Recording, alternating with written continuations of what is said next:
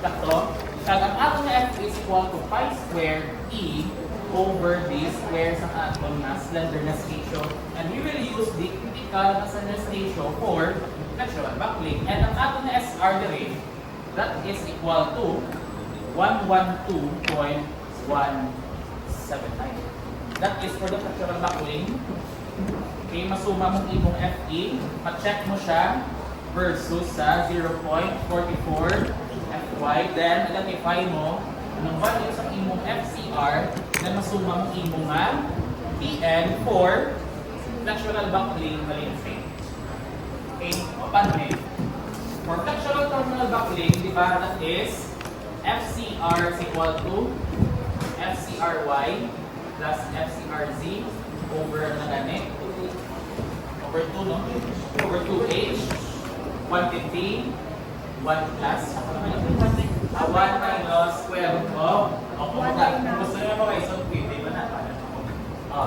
So, same ang Japon. But, in order for us to compute for our FCR, we need first the elements ng FCRY and FCRZ. So, paano suma sa FCRY?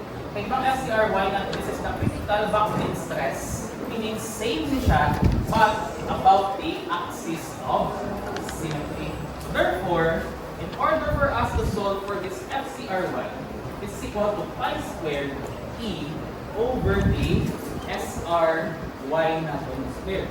For yun ang Y, that is the axis of symmetry. And based on suma nato ng aton na axis of symmetry is may duwa ka slenderness ratio. Kaya di ba ang aton ng axis of symmetry is Y.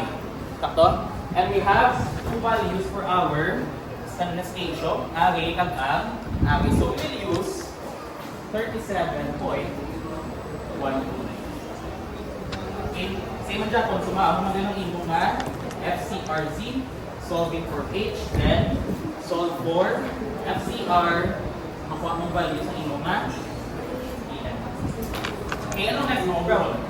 Pilion mo ano mas gamay sa duwa ka PN and ako nang gamiton mo sa pagsuma sa PPN or PN over mega. Pero hindi na muna pa ngayon sa problem. Ano yan na ngayon? Is the column adequate to carry the loads? When can you say if the column is adequate? If ang imo na available strength is greater than sa P-part. So if ever ang imo nga PPN is greater than sa imo nga PU, ano makonclude nimo? Therefore, ang imo nga column is adequate or safe to carry the loads. Same na siya, if ang imo nga PN over omega is greater than PE, therefore the column is adequate to carry the loads. Or, therefore the column is safe. Okay, anong tabok ng less than? Therefore, inadequate ang column. Okay. Okay, pala yun, nag-advance day. Greater than equal. So, kung greater than siya, or equal, therefore, adequate to safe. Wala nga ito. Yan. Matugang ako yung tula. Okay, we'll start on Thursday. Okay, I will allow you to bring your MNCC. Sa exam lang kami uniform na yun. Basta wala lang sila. I have speaking sa yung MNCC.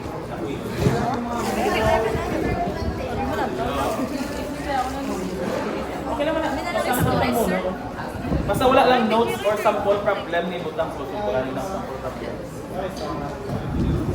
Involved ako lang sa piyak section kung anong ilagamiton. I think nag-instruct si Sir Labayin or Miss Eden na uniform ang code tanan. Na specific codes lang ang gamitin. Same sa last to lang final exam, magpipili lang ang mga codes na lang. Okay, so covering sa class for Thursday, please start studying mga problem similar to it. Kag ang mga structural T natin, ang pinaka-boot level ng problem is ang C channel.